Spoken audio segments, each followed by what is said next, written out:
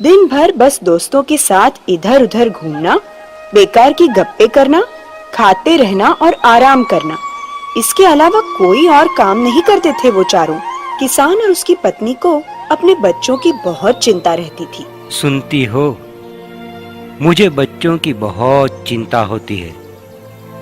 इन्हें कभी कोई काम पसंद ही नहीं आता। सारा दिन बस बेकार के कामों में निकाल देते हैं। मुझे डर है इन्हें कहीं कोई गंदी आदत न लग जाए। अगर काम की आदत नहीं लगी तो भविष्य में इनका क्या होगा? आप सही कह रहे हैं। मैंने भी कितनी बार समझाया, लेकिन एक भी मेरी बात नहीं सुनता। हमें कुछ तो करना होगा। अब मैं बूढ़ा हो रहा हूँ। मेरे मरने के बाद इस घर को और खेत को कौन संभालेगा? इन्हें इस बात का एहसास कराना जरूरी है। आप ऐसी अशुभ बातें मत करिए। मेरे पास एक तरकीब है, शायद हमारे बच्चों को अकल आ जाए। तरकीब? कैसी तरकीब? किसान की पत्नी ने किसान के कान में कुछ फुसफुसाया और मुस्कुराने लगी। तुम्हें लगता है कि ये तरकीब काम करेगी? कोशिश करके देखने में क्या हर्ज है। 2-3 दिन के बाद किसान ने अपनी तबीयत खराब होने का नाटक शुरू कर दिया। वो खेत में भी नहीं गया, लेकिन उसके बच्चों ने उसके ऊपर ध्यान नहीं दिया। उन्होंने अपने पिता से एक बार भी उनके हालचाल नहीं पूछे। आखिरकार किसान ने अपने चारों बच्चों को बुलवाया और बोला, बच्चों, मेरी तबीयत बहुत खराब हो गई है। कोई भी औषधि काम नहीं कर रही। इससे पहले कि मुझे कुछ हो जाए, मैं तुम चारों से कुछ कहना चाहता हूँ। तबीयत खराब है तो आपने पहले कुछ क्यों नहीं बताया? बेटा, मैं 2 दिन से इस चारपाई पर लेटा हूँ। तुम में से एक ने भी कुछ पूछा नहीं। ओहो पिताजी, क्या आपको यही बात करनी है? माँ कर रही है ना आपकी देखभाल। हाँ, माँ तो है। मेरे दोस्त मेरा इंतजार कर रहे हैं। मैं जा रहा हूँ। अरे रुको बेटा, मुझे कुछ और बात भी करनी है तुम सबसे। एक राज की बात है। सुनिए, आप जल्दी ही ठीक हो जाएंगे। मुझे नहीं लगता ये सही समय है इनको वो राज बताने का। राज? कैसा राज? बताइए पिताजी। नहीं नहीं, इन्हें अभी कुछ समझ नहीं है। अभी मत बताइए। हम बड़े हो चुके हैं माँ, और हम सब समझते हैं। पिताजी, बोलिए क्या राज है? ठीक है, मैं बताता हूँ। लेकिन उस राज तक पहुँचने के लिए तुम सबको बहुत मेहनत करनी पड़ेगी। हम सब तैयार हैं। बताइए पिताजी। बताइए पिताजी। कई वर्ष पहले मेरे पिताजी यानी कि तुम्हारे दादाजी को एक खजाना मिला था। वो खजाना उन्होंने अपने खेत में गाड़ दिया था। उसमें बहुत सारा धन और सोने चांदी के सिक्के हैं। मैंने केवल एक बार उस खजाने में से कुछ सिक्के लिए थे, जब तुम्हारी माँ पिछली बार बहुत बीमार हो गई थी। मुझे लगता है कि मैं भी अब जल्दी ही मरने वाला हूँ, इसलिए मैं तुम्हें ये सब बात बता रहा हूँ। लेकिन मैं तुम्हें ये नहीं बता सकता कि वो खजाना कहाँ छुपा है।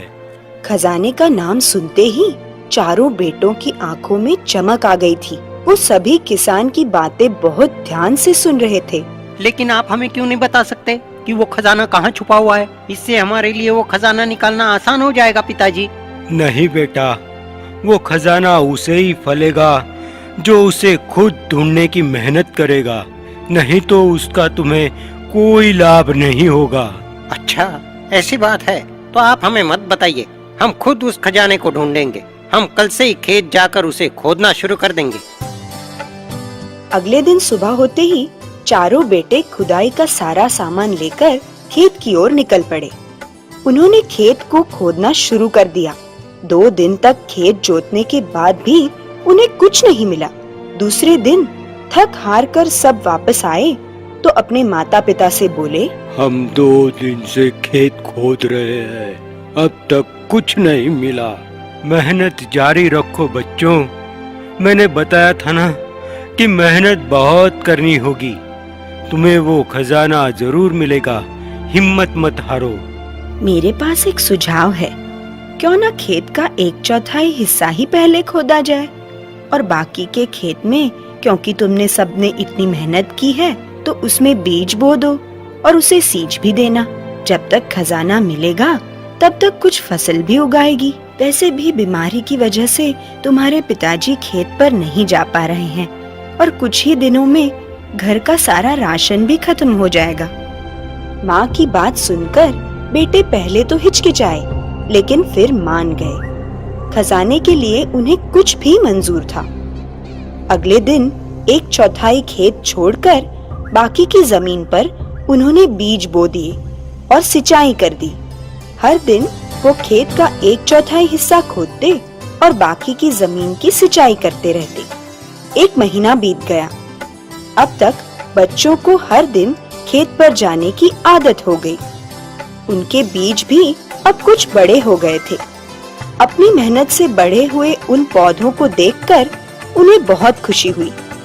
एक दिन खेत से वापस आकर उन्होंने अपने माता पिता से कहा, माँ, पिताजी, हमने जो बीज बोए थे वो अब कुछ बड़े हो गए हैं। उन्हें देखकर हमें बहुत आनंद मिलता है। हाँ माँ, आजकल हमें नींद भी बहुत अच्छी आती है। हाँ, लेकिन हम वो खजाना अब तक ढूंढ नहीं पाए हैं। खेत का वो 1/4 हिस्सा खोद खोद कर कुएं जितना गहरा हो गया है। पता नहीं और कितना खोदना पड़ेगा। लेकिन हम हार नहीं मानेंगे पिताजी। कुछ ही दिन में बारिश का मौसम आ गया। भारी वर्षा की वजह से वो चारों खेत नहीं जा पा रहे थे। हर दिन बहुत तेज बारिश होती थी। 1-2 महीने के बाद जब बारिश थोड़ा कम हुई तो चारों फिर से खेती के औजार लेकर खेत चले गए। खेत जाकर देखा तो फसल अब पूरी उग चुकी थी। उनका खेत उस फसल से लहलहा रहा था और खेत का खोदा हुआ 1/4 हिस्सा छोटे तालाब की तरह हो गया था। फसल देखकर उन्हें खुशी हुई, लेकिन तालाब देखकर वो उदास भी हो गए, क्योंकि उनकी सारी मेहनत पर पानी पड़ गया था। वो घर वापस आए और माँ और पिता को सब बताया। अरे बच्चों, क्या तुम सब अब भी नहीं समझे? तुम खुद उस फसल को देखकर इतने खुश हो। असल में वो फसल ही तुम्हारा खजाना है। वहाँ दूसरा कोई और खजाना छुपा हुआ नहीं है। हाँ, और वो तालाब जो खुद तुमने मिलकर बनाया है, वो तुम्हें गर्मी के दिनों में खेत के लिए पानी देता रहेगा। हमें माफ करना बच्चों। हमने ये सब नाटक किया था ताकि तुम्हें काम करने की आदत लगे और मेहनत करने का महत्व समझ आए। ओह माँ, पिताजी, हमें माफ कर दीजिए। हम समझ गए हैं। मैं अब से हर दिन मेहनत करूँगा। हाँ माँ, हमारी फसल गांव में सबसे अच्छी है और अब हमारे खेत में तालाब भी है जो किसी के पास नहीं है। हाँ माँ, पिताजी, हमें माफ कर दीजिए। अब से आपको कोई शिकायत नहीं होगी। हम समझ गए हैं। आज से हम चारों मिलकर खेत का सारा काम करेंगे। और पिताजी, अब आप बूढ़े हो गए हैं, अब आप आराम कीजिए। उसकी ये बात सुनते ही सब हंसने लगे। अपने बच्चों को इस रूप में देखकर किसान और उसकी पत्नी बहुत खुश थे। किसान ने अपनी पत्नी को उसकी चतुराई के लिए धन्यवाद दिया और उसे गले से लगा लिया। फन लर्न टून को सब्सक्राइब करें।